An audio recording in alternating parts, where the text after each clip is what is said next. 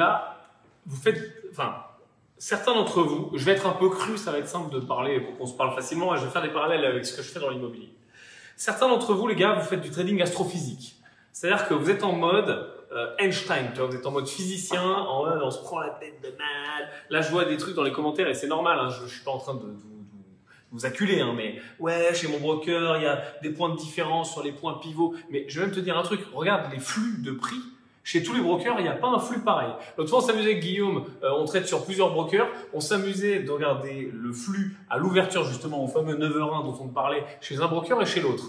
Je te garantis qu'il y avait des gros niveaux de différence et sur les prix et sur la volatilité de ces prix. Et d'ailleurs, il y a des stops qui pètent à des endroits un peu bizarres, etc., où il y a des gaps à l'intérieur même des bougies. Mais ça, finalement, on s'en tape le cul, je vais te dire un truc, mais d'une force énorme. C'est-à-dire que c'est comme dans l'immobilier, je sais qu'il y a beaucoup d'investisseurs immobiliers, donc je te fais un parallèle. C'est comme quand tu dis, OK, il faut que je trouve la bonne affaire à tout prix, et avant même d'avoir trouvé, avant même d'avoir fait ta première visite, tu es en train de faire de l'astrophysique, à te dire, OK, je vais monter une SCI, je vais faire une holding, après je vais mettre toute ma famille dedans, je vais aller voir 12 banques, après je vais en faire 4 en meublé, après je vais... Oh, ça sert à rien. Ça ne sert à rien.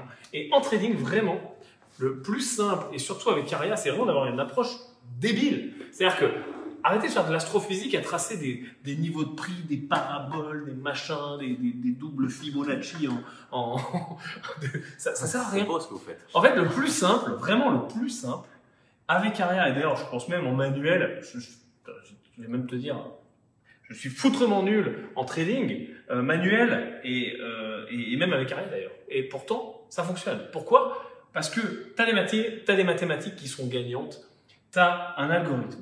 Tiens, regarde, je vais te donner un chiffre. Guillaume, tu sais ce que c'est ce chiffre. Je vais en donner un autre. 602. Ça, c'est le nombre de traders qu'il y avait chez Goldman Sachs en, je ne sais plus quelle année, 2003, je crois. 600 traders, salle de marché, 600 traders chez Goldman Sachs, en train de faire de l'astrophysique. Aujourd'hui, il en reste 2. Il en reste 2. Je vais te mettre, on va vous mettre dans le groupe un reportage. C'est un reportage. C'est 2 ou 3, mais en fait, c'est une poignée de main. Peut-être 3. Ah, peut-être, pardon. Ils font plus que là-dessus, en effet, il n'y a plus que des coins. Il n'y a plus de traders. Il n'y a plus de traders. Il n'y a que des mecs qui maintiennent des algorithmes et qui codent des algorithmes et qui suivent le marché avec des algos. Pourquoi ? Parce que de faire de l'astrophysique comme ça, humaine, et que ça ne fonctionne pas. Ça ne fonctionne pas. Ce qui suffit, basiquement, alors je sais qu'on a envie de compliquer les choses, de dire le trading c'est extrêmement compliqué. Ce qui suffit, c'est d'analyser un marché correctement. Ça monte, ça descend, ou je ne trade pas. Je te garantis, je fais une dédicace à Xavier. Trader, c'est pas trader. Enfin, pas trader, c'est trader. Il y a 3 sens. Ça monte, ça descend, ou je ne trade pas. C'est vrai, c'est vachement vrai. Et à partir de là, avoir une approche toujours la même. Et une fois que ça fonctionne, pas besoin de faire de l'astrophysique plus que ça. Donc, gardez les choses simples. C'est vrai que ça va être dur, mais demain, prenez l'exercice suivant. Reprenez ce qu'on vous dit. Allumez Aria si vous lisez le marché. Est-ce que c'est une route sèche? Est-ce qu'il pleut dehors? Rappelez-vous, c'est les routes mouillées, c'est les ranges. Est-ce que ça a l'air d'être une route sèche et qu'il y a l'air d'avoir une certaine inclinaison? Souvent, on se dit comment on fait pour détecter une journée en tendance? Vous avez les moyennes mobiles qui sont plus ou moins inclinées, un petit peu comme une pente, qui vous permet de voir si ça commence à pousser comme ça et qui vous permet de dire s'il y a une certaine tendance. Vous avez aussi l'analyse de se dire ok, ça fait plusieurs journées de range, donc peut-être qu'il y a un moment elle va quand même décoller. Et pour vous protéger de ça, vu qu'on ne sait jamais réellement non plus, c'est de jouer avec les consecutive loss. Et c'est la seule façon de se prévenir d'une journée à range. C'est la seule façon de se prévenir par rapport à une mauvaise journée. Vous avez aussi la taille des stop loss, de bien la mettre par rapport à la dimension des U et de paramètres par rapport à tout ça. Mais gardez les choses en mode auto, c'est-à-dire de dire, voilà, sur la journée, je définis, vous mettez Aria dans une boîte. Vous commencez par le début. La plupart d'entre vous, vous allumez Aria sans même réfléchir. En fait, vous êtes en réaction, vous allumez Aria parce que vous allumez Aria, vous dites, vous faites l'argent. Ça, c'est le biais psychologique du manuel qui vous dit de le faire. Mais le problème de ça, c'est qu'à aucun moment vous êtes dit, tiens, je vais paramétrer Aria en me disant aujourd'hui, j'ai le droit à 2 erreurs. Je vais risquer 0,5% par cartouche, ça va me faire 1% de risque sur mon capital. Et je vais avoir un objectif de gain de 0,5 ou de 1%, peu importe. Mais ça, aujourd'hui, c'est ça mon scénario. Vous commencez à l'inverse tout le temps, ce qui fait que vous êtes à chaud et que vous avez perdu, finalement vous avez encaissé une perte, vous n'êtes pas content parce que c'est normal. Et qu'est-ce qui se passe aussi à ce moment-là? Vous avez changé de sens. Mais très certainement, tu es aussi derrière tes écrans au lieu de faire autre chose à ce moment-là. Donc tu décides de changer de sens. Finalement, vu que tu as décidé de changer de sens, qu'est-ce qui se passe? Le marché te fait croire qu'il va dans ce sens-là, mais finalement on va dans l'autre sens. Et puis bref, après il se passe tout ce qui se passe dans ta tête. Tu n'as pas le détachement, tu n'as pas toutes ces choses-là. Donc, s'il vous plaît, gardez les choses simples. Ayez une approche automatisée par rapport à votre trading. Ayez une approche par le risque. Comme vous l'a dit Yann, aujourd'hui, ces traders de Goldman Sachs ont été remplacés par des quants. Donc, c'est toujours des traders, sauf que c'est ce qu'on appelle des traders 2.0. Qu'est-ce que c'est un trader 2.0, Yann? Un trader 2.0, c'est un trader algorithmique, tout simplement. Voilà, donc c'est vous aujourd'hui. Et on vous donne une super bécane. Comme vous l'avez pu voir, la Aria, elle est pleine de fonctionnalités. Donc, il y a encore une nouvelle version qui va sortir très prochainement. Elle est assez excitante. Il y a des fonctionnalités que vous êtes demandées, etc. Bref, on fait évoluer la bête. Mais indépendamment de ça, vous avez pu voir que vous pouvez la programmer complètement automatisée dans le but de maximiser votre temps parce que vous avez l'habitude de voir et finalement de piloter Aria, que vous êtes allé dans l'extrême dans votre pilotage, ou bien de la piloter de façon plus ponctuelle et de définir un cadre. Et ce cadre-là, après, vous allez voir que dans la nouvelle version, on va le reporter mensuellement. Et ça, c'est important parce que c'est que comme ça qu'on fait de l'argent en trading. C'est en mettant des cadres et de définir un objectif de gain. Quelqu'un qui ne met pas d'objectif de gain, tôt ou tard, il développe les mauvaises habitudes, il va perdre de l'argent. Et ça, c'est important que vous le compreniez. Tout ce qui est appât du gain, tous les mauvais réflexes, tout ce que vous pouvez connaître qui fait que vous croyez que c'est bien, en fait, vous le prenez, vous le jetez à la poubelle immédiatement. Parce que moi, ça m'a pris beaucoup de temps personnellement et je le redis à chaque fois et c'est encore maintenant. C'est pour ça que j'ai Aria et que je vais même plus loin dans l'automatisation parce que je sais que si jamais je suis par là, ça va mal se passer. Donc, il faut que je sois loin des écrans personnellement. Donc, le trading, c'est addictif. C'est pour ça qu'il y a 9 personnes sur 10. D'ailleurs, Yann, j'aimerais que tu partages après parce qu'on a fait un sondage et on a été agréablement surpris parce que c'est vraiment le début de l'écosystème Aria. 9 personnes des gens perdent sur 10. Pourquoi? Parce que justement, le money management n'est pas bon et la psychologie n'est pas bonne. Avec Aria, c'est quoi l'étude? Qu'est-ce qu'elle a dit? On a eu sur les traders 60%. 60% des gens aujourd'hui qui sont gagnants avec Aria. Ce qui est déjà super. Pour les gens qui sont perdants, il y a une bonne nouvelle aussi. Perdre avec Aria, c'est pas grave. Même si vous avez à -5, à -7%, c'est des choses qui se rattrapent. Par contre, une chose qui est sûre, si vous n'aviez pas Aria, c'est certain que vous aurez beaucoup plus que ça. J'ai fait à mes frais, il l'a fait aussi. Vous m'enlevez Aria aujourd'hui, vous me demandez trader en manuel, ça se finira tôt ou tard. C'est peut-être pas tout de suite parce que j'ai un peu plus d'expérience. Je ne serai pas dans les statistiques des 90 jours. Je pense que tu crames ton compte pareil. Mais je clame complètement. Donc je veux dire dans le sens où je suis pas à 90 jours en termes de durée, parce que je durerai peut-être un peu plus longtemps. Ça va mettre mes vices vont prendre plus de temps à revenir, mais tôt ou tard ils vont revenir. Ça prendra peut-être 5 mois, mais il y a un moment où là-haut ça va switcher, mauvaise journée et ça va se passer. Donc voilà, gardez les choses simples et essayez de vous rappeler ce qu'on a essayé de vous expliquer avec Yann par rapport à une approche. Donc comme vous l'avez compris, on choisit un sens, on paramètre par rapport au risque, par rapport au consecutive loss, on définit les objectifs de gain, pas trop gourmand, toujours les objectifs de gain. Vaut mieux de se dire on gagne une fois, on a pris et puis on gagne une fois tous les jours et ça se passe bien, plutôt que de se dire on va essayer de gagner tout le temps et puis finalement on n'encaisse jamais. Ayez une unité de temps que vous avez l'habitude de lire. Ayez un actif que vous avez l'habitude de lire également. Pourquoi on vous parle de vous spécialiser avec Yann? C'est très simple. Dow Jones, pourquoi? Parce que j'ai l'habitude de lire. Et puis cette année, peut-être c'est le Dow Jones, peut-être l'année prochaine il sera à foutre à la poubelle parce qu'il ne bougera plus, j'en sais rien. Par contre, le fait de se spécialiser, ça vous permet de connaître les prix, ça vous permet quand vous avez peu de temps à disposition de voir comment il réagit et surtout quand vous analysez votre MyFixBook, ça vous permet de voir avec vous cliquez sur en haut en plus, vous pouvez filtrer par, comment ça s'appelle, c'est par profit, pourcentage de profit et vous voyez les journées avec des barres en vert ou en rouge et ça vous permet de voir finalement les bonnes journées et les mauvaises journées. Et ça vous permet de voir deux choses. 1. Combien vous perdez quand vous avez une mauvaise journée. 2. Combien vous gagnez quand vous avez une bonne journée. Et puis surtout, de voir quand vous avez été vraiment mauvais. Typiquement, si tu sais que ça fait 3-4 jours que tu ne mets pas une balle dans le trou, tu commences à te dire il y a un truc qui va vraiment pas, il va falloir que j'en mette une. Donc c'est des petits trucs comme ça qui sont importants. Extrêmement important et tu vois, ça me fait penser à quelque chose. On a reçu au support des gens qui disaient je comprends pas, Rod il envoie pas de signaux. Et si Rod il envoie des signaux, mais en fait tu vois, il a fait, et c'est là que tu vois qu'il est déjà bon au manuel, donc forcément avec Aria il est aussi bon. Il envoie des signaux, sauf que son template qu'il a déterminé il y a je sais plus, 5 jours ou 6 jours ou 8 jours, en fait il est toujours d'actualité. C'est-à-dire qu'il a programmé Aria une fois, il y a 8 jours, et depuis tous les jours. Et il en a fait combien? La dernière fois qu'on l'a regardé, il avait 14 consécutifs wins. 13 ou 14. Là je crois qu'il y en a encore plus forcément, parce que ça fait il y a 2 jours qu'on a regardé. Mais voilà, ça c'est une bonne façon de piloter, c'est-à-dire que finalement ton scénario n'est pas invalidé. Là, en plus, il est sur une paire qui est vraiment, qui a vraiment une direction, etc.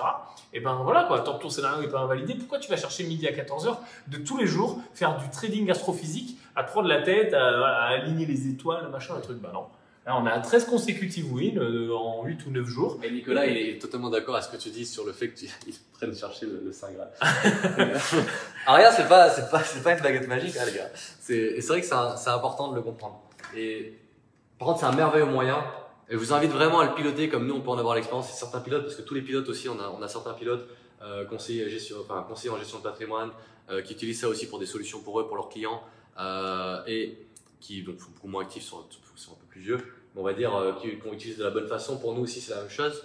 de pouvoir maîtriser ce gain de temps qu'elle va vous apporter, cette sécurité par rapport au simple fait que vous rentrez dans la voiture. Et tombe pas dans le piège parce que c'est un gain de temps. Et c'est d'ailleurs les commentaires qu'on a dit tout à l'heure. C'est-à-dire que c'est un gain de temps. Donc, tombe pas dans le piège d'être toute la journée devant ton écran. Vraiment, ce qui marche avec Aria, et on le voit à chaque fois avec Guillaume quand on est en rendez-vous, quand on est en déplacement, quand on est dans le train, quand on est dans l'avion.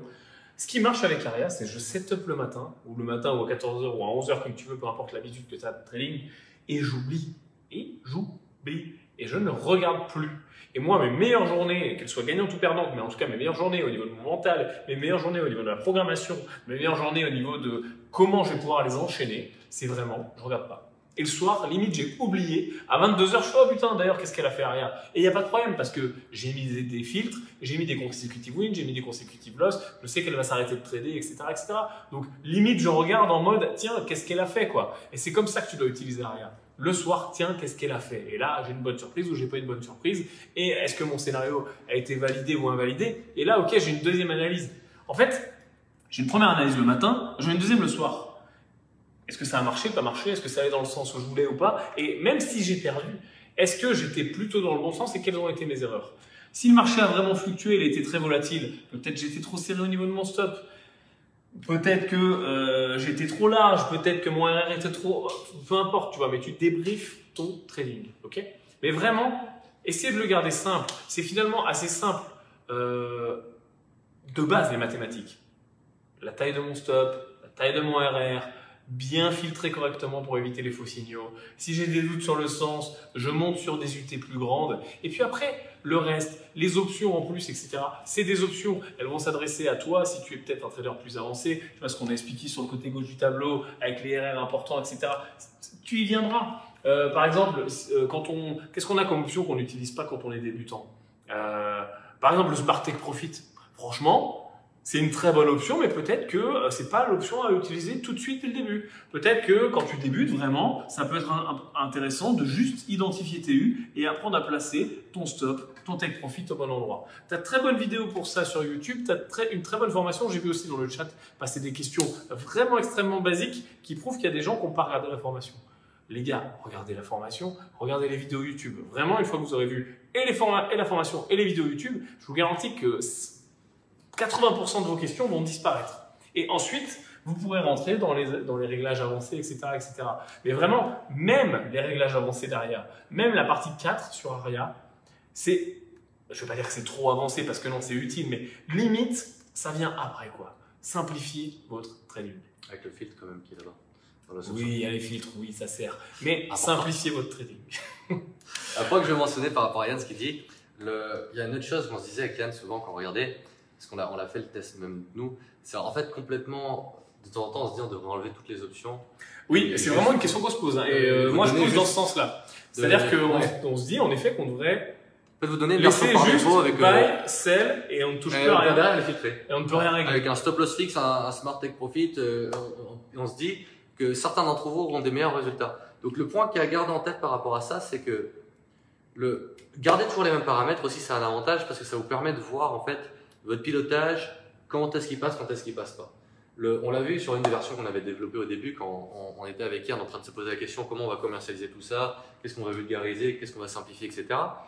La version de base de Aria qui s'appelait pas Aria, elle n'était pas du tout user-friendly. C'était une approche où elle permettait juste de faire le tableau à gauche et elle était très bien comme ça. Par contre, les paramètres, il fallait clairement savoir quelle ligne changer pour que ça puisse se passer bien. Et quand on s'amusait à en créer une version du copilotable, on ne pouvait pas changer les paramètres facilement. Et ça se passait très bien comme ça, Yann.